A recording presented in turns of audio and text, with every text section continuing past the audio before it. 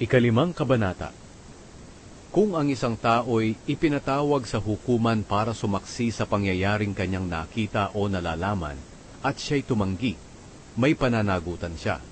Kung may nakahipo ng anumang bagay na itinuturing na marumi, katulad ng mga patay na hayop na marumi, siya'y nagkasala at naging marumi, kahit hindi niya alam na nakahipo siya. Kung siya'y nakahipo ng mga maruming bagay ng tao, kahit hindi niya alam na siya'y naging marumi, ituturing pa ring nagkasala siya kapag nalaman niya.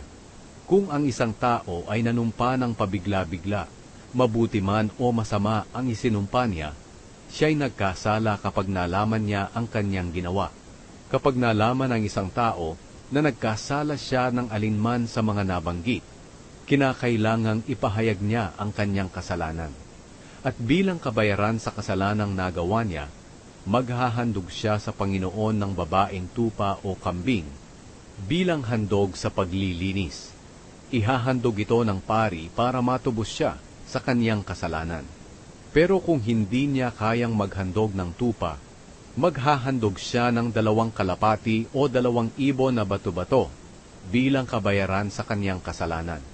Ang isa'y bilang handog sa paglilinis, at ang isa'y bilang handog na sinusunog. Dadalhin niya ito sa pari, at ang unang ihahandog ng pari ay ang handog sa paglilinis. Pipilipitin ng pari ang leeg ng ibon, pero hindi ito puputulin. At ang dugo nito'y iwiwisik niya sa paligid ng altar, at ang natitirang dugo ay ibubuhos sa ilalim ng altar. Ito ang handog sa paglilinis. Ihahandog din ng pari ang isa pang handog na sinusunog, ayon sa paraan ng paghahandog nito. Ganito ang paraan na gagawin ng pari para matubos ang tao sa kanyang kasalanan at patatawarin siya ng Panginoon. Pero kung hindi niya kayang maghandog ng 2 kalapati o 2 ibon na bato-bato, maghahandog na lang siya ng 2 kilo ng magandang klaseng harina. Huwag niyang lalagyan ng langis at insenso, dahil ito'y handog sa paglilinis at hindi handog ng pagpaparangal. Dadalhin niya ito sa pari at babawasan ng pari ng 1 dakot bilang pag-alaala sa Panginoon. Ang 1 dakot na iyon ay susunugin niya sa altar, pati ang iba pang mga handog sa pamamagitan ng apoy para sa Panginoon.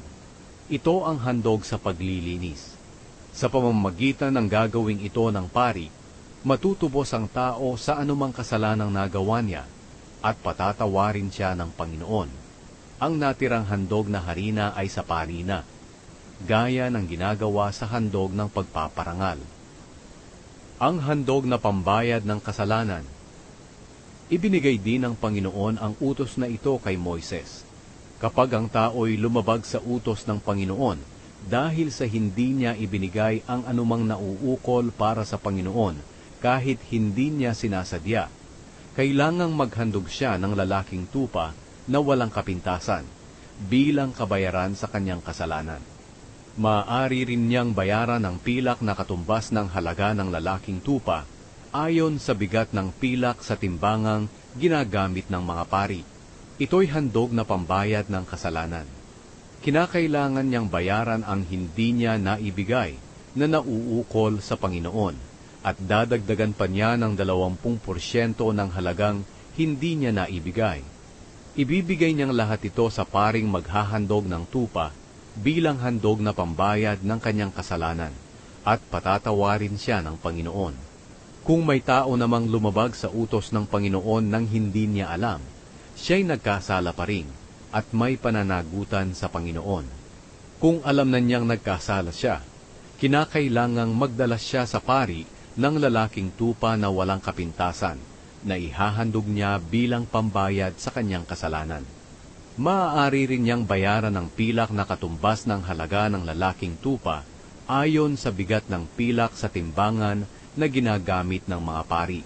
Sa pamamagitan ng gagawing ito ng pari, matutubos ang tao sa kanyang kasalanang hindi sinasadya, at patatawarin siya ng Panginoon.